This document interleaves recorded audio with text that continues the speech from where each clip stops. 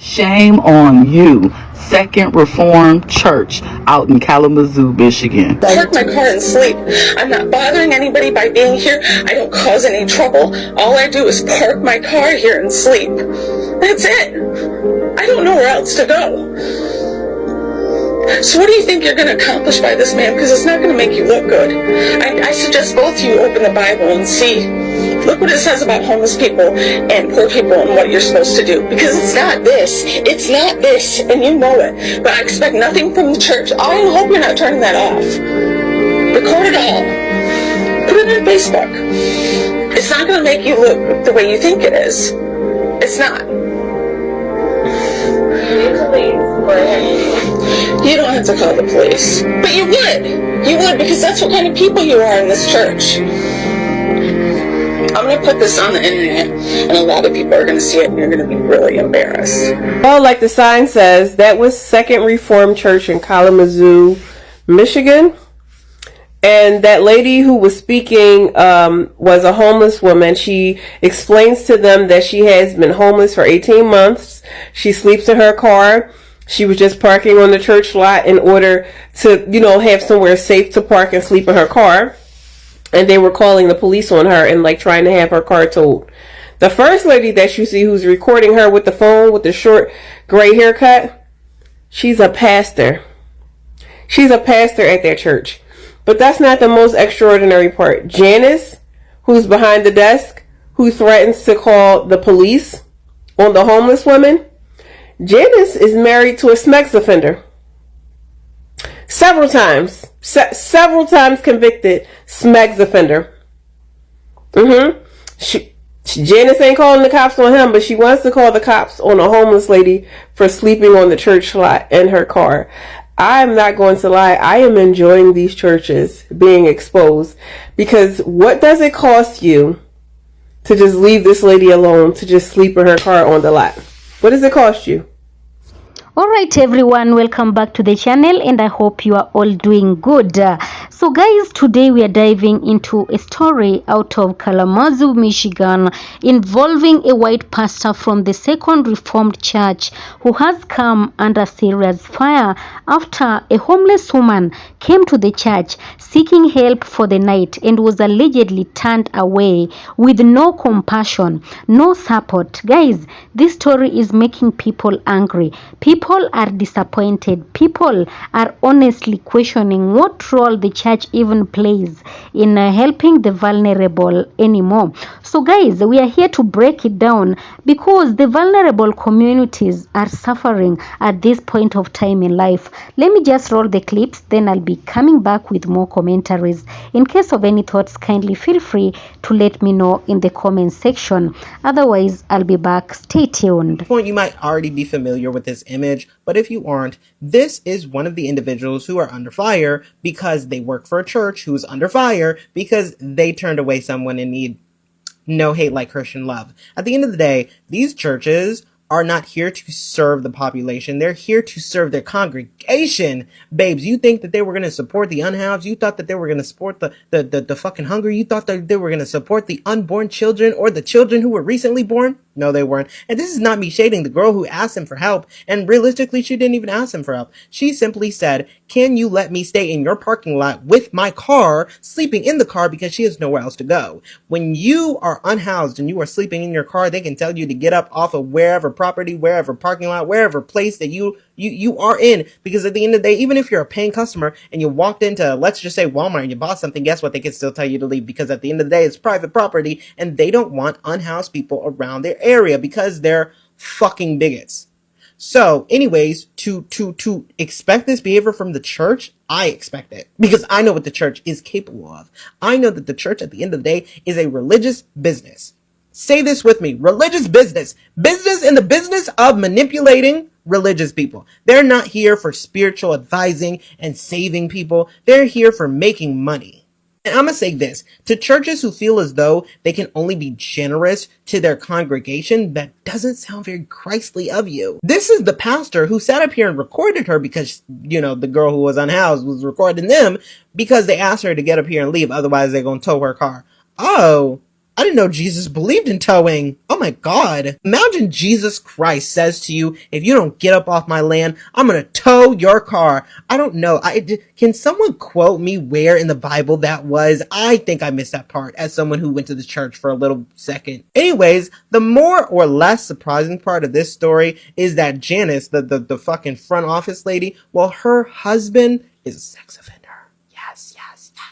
That's why her heart is full of tar, because she's used to defending malicious bad behavior, because her man is a predator. It's not surprising that people who are in houses of God actively allowing for sin to happen perpetuate sin. At the end of the day, these are businesses to support what? The congregation, to extract money from the congregation. This isn't about being holy, giving back to the community, setting yourself as an example. It's about the false pretenses of spiritual guidance. It's about the money that can be extracted from communities who believe that paying 10% of their fucking check is going to earn them a spot in heaven, baby. I don't care how long you've been paying those tithes for. Nothing's going to change, especially if your heart is black. What church is this? I think it was the Second Reunion Church or something. Either way, I'm sure y'all will find. Who is responsible for the PR for the church, honey? I know you having a terrible week. They running you ragged, ain't it? Listen, first they not giving baby formula to a baby. Now they calling the police on homeless people. Listen, if you can't go to Belly No Chase, then where the hell can you go? Let's be serious, not funny, okay? A homeless lady was in the parking lot of a church, alright? Her and the pastor had words, right? The pastor was like, listen, you cannot park your car and be homeless in my church parking lot, okay? And the lady was like, well, I'm homeless, I'm disabled, I need help. You would think that a church would show empathy and compassion to a homeless person begging for help, okay? But listen, they not even trying to feed a baby, okay? What you think they would do to a homeless person? Like I said, I don't know what's going on with these churches. Now, I'm not trying to make light of a serious situation because it's not funny, but it's like two things you can't do at the church. You can't have a hungry baby and you can't be homeless. Shame on you, Second Reformed Church out in Kalamazoo, Michigan. If y'all don't know, there was this lady who's homeless, okay? She has a little Chihuahua Cocker Spaniel dog. I don't think she has any kids. She has pink hair, pink sweater. When you see the video, or you have seen it, like, share, comment, let me know.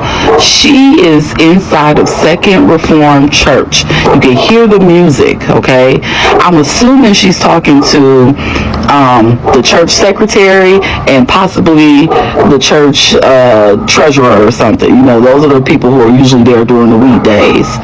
The church treasurer is recording her as she's recording them because apparently she has been staying in her car on their parking lot. And she says she's been homeless for the past 18 months and she just needed a place to rest, okay? They are threatening to call the police on her for parking there. And instead of them sitting her down, giving her resources, even if they could not support and help, they decided to criminalize her homelessness and record it.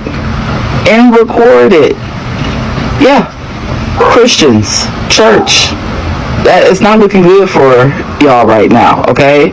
Me personally, myself, I'm a denominational Christian, okay? I love God. I love the Lord, and He does so much for me.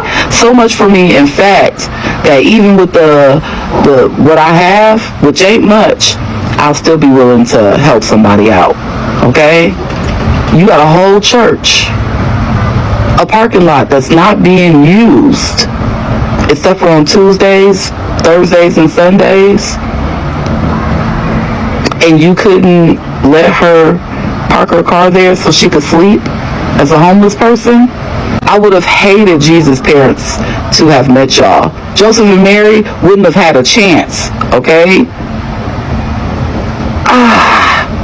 Do better, churches. You should not have to be publicly vilified for you to be like, oh, we got to do something. You're already supposed to be in the business of helping the less fortunate. That's your business. That's supposed to be your whole ministry. Shame. So yesterday I made a video about this lady. Christ and the love of God.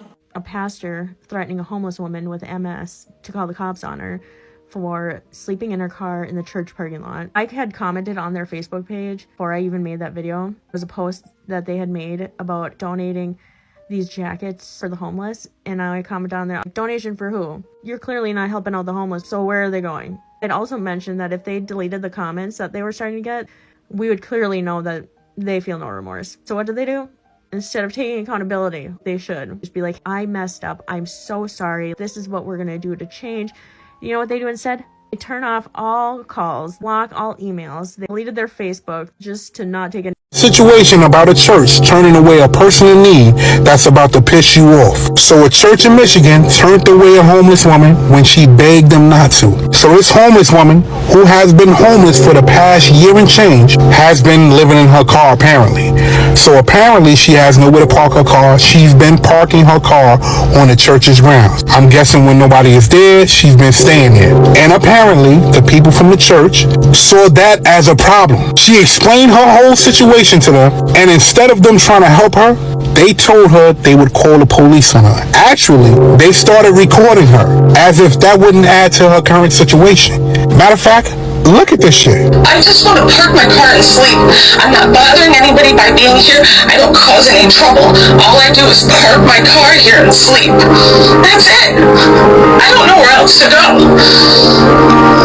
So what do you think you're going to accomplish by this man? Because it's not going to make you look good. I suggest both of you open the Bible and see. Look what it says about homeless people and poor people and what you're supposed to do. This lady specifically told him that she expected nothing from the church. She didn't want any money, she didn't want any food, she just needed a place to stay. And of course, she was dehumanized, treated like she was nothing, recorded, and threatened that they would call the police on her if she didn't leave. Again, nobody is obligated to do anything for anybody that they do not want to. But a church, a place where people are supposed to go and seek refuge, a place that is supposed to help people, a place that is supposed to be filled with God, is not helping people at all. That's not good. Y'all need to see the full video. Click that button up there, jump down that rabbit hole, and see how they treated that lady. I'm out. So guys, thank you for being with me through the video, and we are seeing this white pastor in Kalamazoo, Michigan, from the Second Reformed Church is now under fire after being exposed for allegedly refusing to help a homeless woman who came seeking shelter for just one night. Yes, so according to witnesses, the woman approached the church compound very desperate, feeling cold and hoping for compassion, only to find out, only to be turned away by the very institution meant to offer love, refuge and support. And in this video, guys, I have decided that we break down this full story, even in the comment section, the community's reactions we are seeing here, and why so many people are questioning the church's moral responsibility. As conversations around homelessness, empathy, and the church's role in society grow louder, this moment has sparked outrage and raised serious questions about leadership, about humanity, and about hypocrisy. Guys, just join me here as we react. We are here analyzing and discussing what really happened and why this matters for all communities. Yes, guys. So, you know, according to reports, what people are saying online, the pastor tried to justify this by claiming the church. Yes.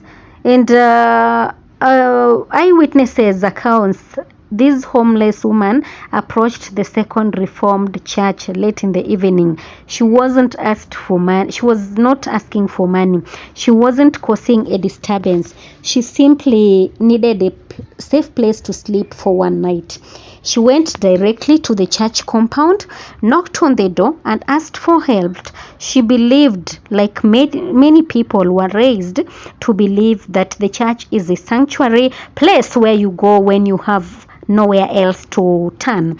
But instead of being welcomed with compassion, the pastor allegedly refused to let her stay, refused to offer shelter, and basically wanted her off the church property seriously. Guys, let that sink in. A person of God, imagine a person of God turning away someone who is in need. And that has happened. And even recently, I think I made a video of how many churches disputed the call for that woman who was asking for baby formula, that the baby was going hungry.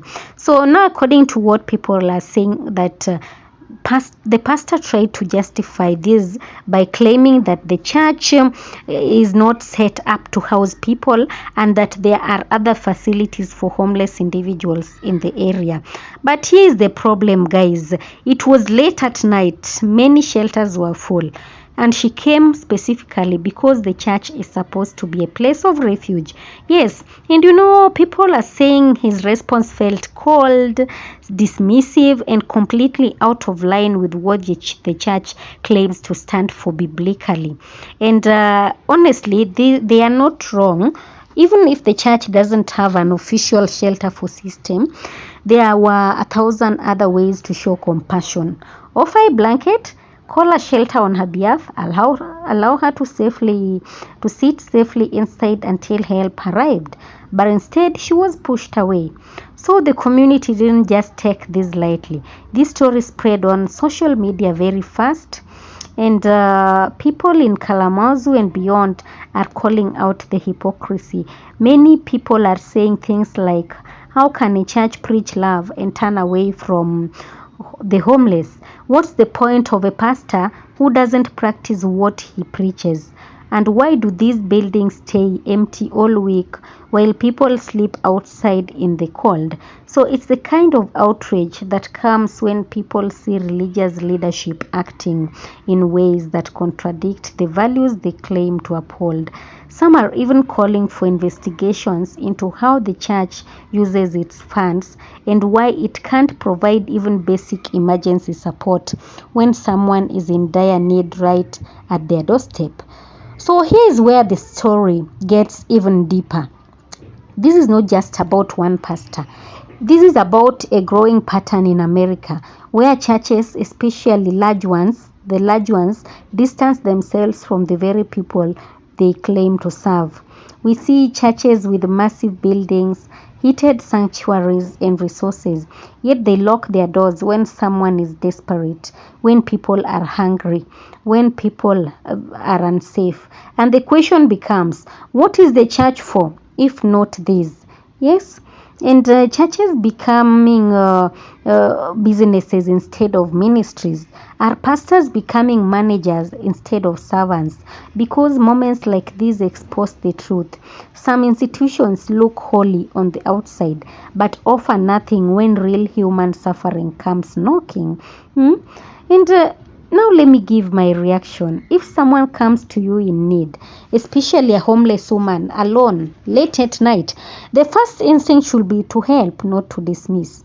And if you don't need a program, you don't need a policy, you don't need a committee meeting to be a decent human being. This is exactly why people are leaving churches. This is why trust is broken. This is why the younger generation is done with religious hypocrisy.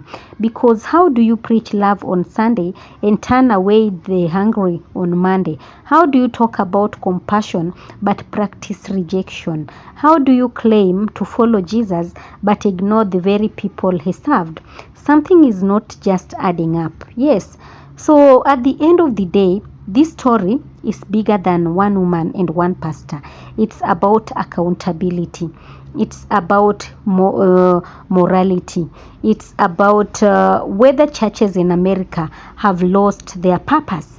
And if you are a pastor or any kind of leader and you can't open your heart to someone who is suffering right in front of you, then maybe you are in the wrong job.